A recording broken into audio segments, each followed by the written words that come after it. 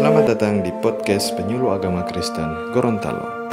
Bersama saya, Benny Wulur. Halo, shalom semuanya. Kembali lagi di program podcast Penyuluh Agama Kristen Gorontalo. Masih bersama saya, Benny Wulur, Penyuluh Agama Kristen Gorontalo. Dan pada kesempatan kali ini, kita masih akan membahas tentang moderasi umat beragama atau kerukunan antar umat beragama. Dan masih mengembangkan tema sebelumnya, kita membahas tentang upaya gereja dalam menjaga atau membina kerukunan umat beragama. Dan bersama-sama dengan saya hadir Ibu Pendeta Robeka Tamon Makikui, Sarjana Teologia yang juga merupakan Ketua Penyuluh Agama Non-PNS pada Kanwil Kementerian Agama Provinsi Gorontalo. Dan sebelum kita masuk dalam pembahasan kita, saya punya sedikit pandangan tentang moderasi umat beragama yang secara umum. Bahwa moderasi ini merupakan cara seseorang, cara individu maupun kelompok dalam membangun relasi dan membangun relasi dengan siapa saja. Dalam hal ini, relasi yang bersentuhan dengan agama ialah orang tersebut yang tidak ekstrim ke kanan ataupun ekstrim ke kiri, yakni tidak memihak pada satu pihak, tidak memihak ke sebelah ataupun memihak pada diri sendiri, tetapi memiliki tujuan yang sama, yaitu untuk mendapatkan kedamaian.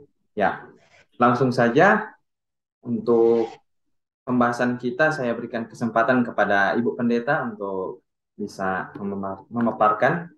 Silakan, Bu. Ya, terima kasih. Shalom untuk semua yang boleh menyaksikan acara ini atau semua yang kiranya akan memaknai apa yang boleh saya sampaikan di saat ini. Seperti yang sudah boleh disampaikan tadi, bahwa berhubungan dengan moderasi beragama adalah cara pandang kita. Bagaimana kita melihat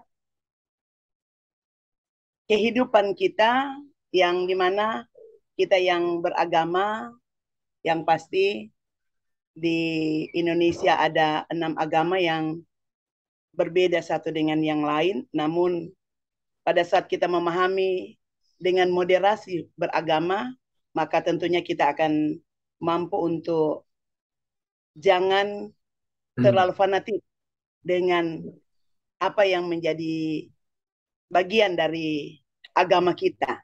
Karena kalau kita fanatik dengan apa yang menjadi dogma kita, apa yang menjadi ajaran kita, maka pasti kita akan selalu mengatakan bahwa tidak perlu dengan yang lain. Karena itu betul cara pandang kita secara beragama, secara moderat, kita harus memahami bahwa masing-masing kita dalam melaksanakan agama, dalam melaksanakan ajaran kita, kita akan mampu untuk ada dalam toleransi beragama itu sendiri. Terima kasih. Oke, Bu, kalau terima kasih untuk apa yang sudah bisa disampaikan pada kesempatan kali ini, dan semoga ini bisa menjadi pandangan-pandangan mendasar khususnya untuk warga jemaat, warga gereja yang ada di Provinsi Gorontalo. Nah, dan seperti yang kita ketahui kan, Bu, di Provinsi Gorontalo ini, tetapi juga di Indonesia, hidup saling berdampingan antara satu dengan yang lain, antara yang membedakan, yang dibatasi hanya oleh status kita saja, memiliki agama ini, agama itu, dan kita sejak sudah turun-temurun sudah hidup berdampingan. Menurut Ibu, apakah sejauh ini jemaat yang juga merupakan warga gereja mampu menjaga kerukunan dengan setiap orang, dalam artian dengan setiap orang yang ada di sekelilingnya? Ya, jadi sejauh ini, karena juga sebagai pendeta, saya sudah beberapa waktu melayani dan akhirnya boleh ada kembali di Kota Gorontalo jadi dari katakanlah dari Marisa. Di beberapa tempat dalam pelayanan saya harus katakan bahwa lewat pertanyaan tadi, apakah sejauh ini jemaat telah mampu menjaga kerukunan? Saya katakan iya. Jemaat sudah mampu menjaga kerukunan, baik secara intern maupun secara ekstern. Terlebih ada satu lagu yang bagi orang ini kiranya akan menjadi pemaknaan berhubungan dengan kerukunan, ada lagu Alangkah Bahagianya. Alangkah bahagianya hidup rukun dan damai. Jadi lagu ini didasarkan pada Mazmur 133, persaudaraan yang rukun. Jadi kita aminkan firman ini karena ada pada bagian dari firman ini di sini dikatakan sebab Mazmur 133 ayat 3 bagian B, sebab kesanalah Tuhan memerintahkan berkat.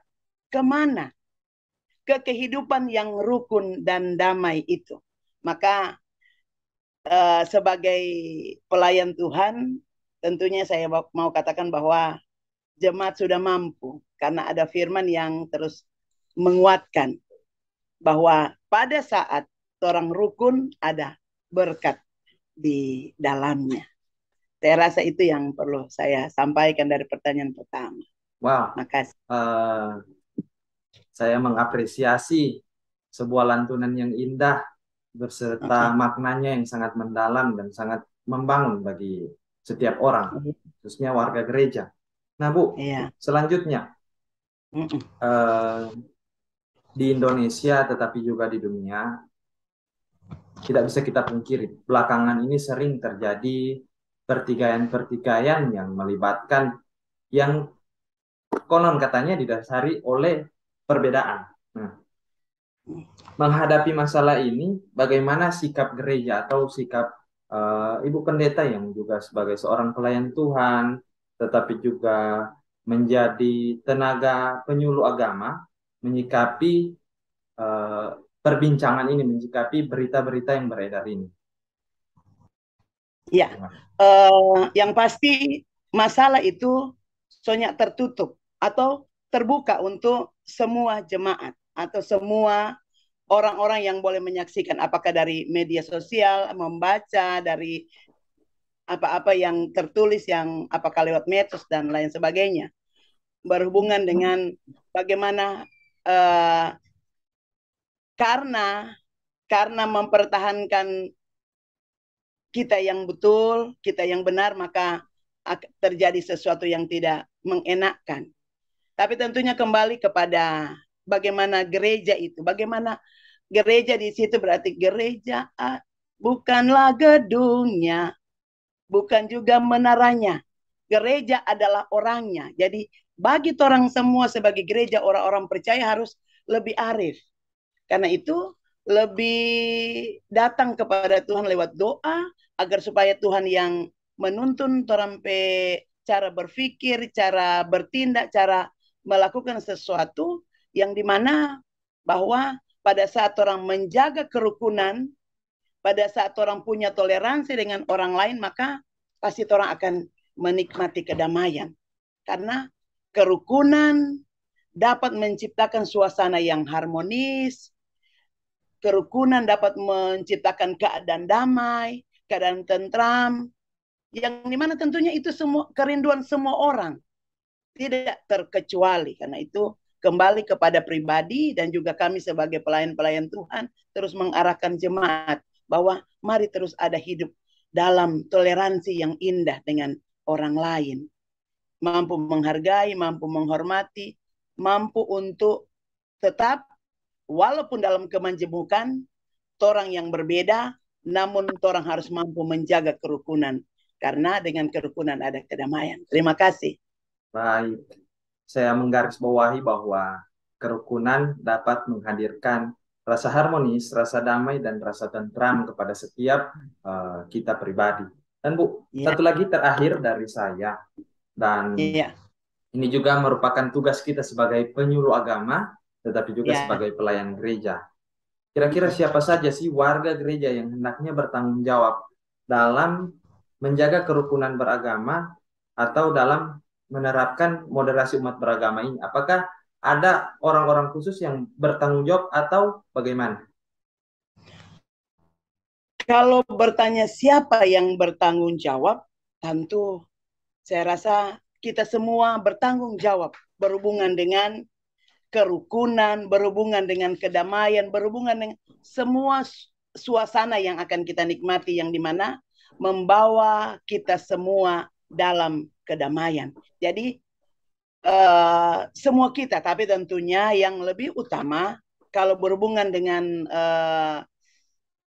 sebagai warga gereja, ya termasuk tentunya saya sebagai ketua penyuluh, tentunya berharap bahwa kalau orang yang Protestan mulai dari tingkat sinodal, wilayah, ke jemaat, mari orang menjadi pelopor agar supaya hendaknya orang bertanggung jawab menjaga kerukunan umat. Dan terlebih tentu bagi orang penyuluh non PNS yang telah diberi tanggung jawab, yang dimana tentunya orang menjadi bagian dari Departemen Agama, harus mampu lakukan itu. Bukan hanya orang mampu mau bilang kerukunan di dalam saja, tetapi orang harus mampu juga menjadi pelopor untuk kerukunan semua masyarakat yang ada di sekitar kita. Ada juga satu lagu, mungkin ini akhir, ini di sini dalam klik 463, ini secara umum. Jadi kalau tadi alangkah bahagia hidup rukun dan damai secara ke dalam orang, bahwa ini janji pada saat kamu rukun ada berkat Tuhan. Ini juga menjadi janji bagi semua kita yang ambil bagian dalam mau mewujudkan kerukunan itu. Alangkah indah hidup rukun. Begini DP kata, alangkah indah hidup rukun berdampingan dengan damai tanpa memandang suku bangsa. Di sini jadi rupanya pujian ini memang mampu untuk hadir bukan hanya secara ke dalam torang, tapi keluar torang mampu harus sebagai tanpa memandang suku bangsa, kedudukan, kehormatan di mata Tuhan kita sama. Tidak ada yang berbeda. Kita semua dicintainya. Kita semua disayang. Di sini dikatakan siang dan malam. Jadi memang luar biasa juga nih pujian ini. Boleh Pak Beni boleh share juga ke semua masyarakat. Kenapa tidak? Pujian klik nomor 463 ini sebenarnya mau dimaknai semua umat, bukan hanya orang Kristen. Karena di sini bilang, torang semua basudara di dalam Tuhan, baik si miskin atau yang kaya, memang torang semua basudara. Ya, saya rasa itu hal yang terakhir yang boleh saya sampaikan dari pertanyaan terakhir tadi. Terima kasih. Baik, terima kasih Ibu Pendeta untuk waktu dan kesempatannya. Sebenarnya setelah 3 pertanyaan ini saya masih mau meminta pesan, tetapi pada setiap jawaban Ibu Pendeta sudah memberikan setiap pesan. Ya. Tapi kalau masih ada pesan yang mau disampaikan Pendeta terakhir kali untuk kita semua warga Gorontalo. Ya,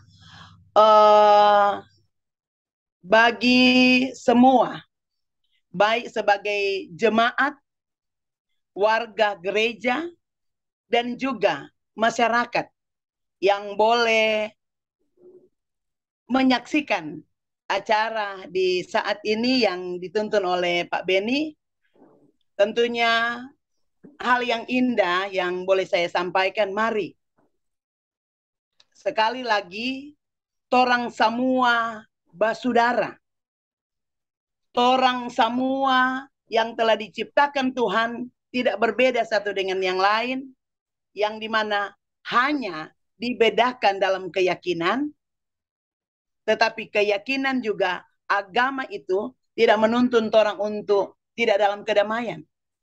Tapi sesuai dengan keyakinan kita dalam ajaran kita masing-masing, kedamaian itu harus diutamakan. Untuk itu, biarlah walaupun di tengah-tengah tantangan dan pergumulan yang ada, mari kita terus menjaga kerukunan, menjadi pelopor kedamaian dari perjalanan hidup yang sementara kita jalani. Kemenyebungkan, keperbedaan tidak akan membuat orang tercerai-berai, namun dari perbedaan yang ada, dari kemajemukan yang ada karena latar belakang agama, latar belakang suku, latar belakang ekonomi, itu tidak akan membuat orang tidak berdamai satu dengan yang lain. Kedamaian itu harus orang lakukan, karena ada pepatah bilang damai itu indah. Terima kasih. Terima kasih Ibu Pendeta sudah bisa bergabung bersama saya di program podcast Penyuluh Agama Kristen Gorontalo, dan semoga program ini akan terus berlanjut, dan saya juga akan melibatkan rekan-rekan penyuluh agama yang lain yang ada di Provinsi Gorontalo. Dan silakan.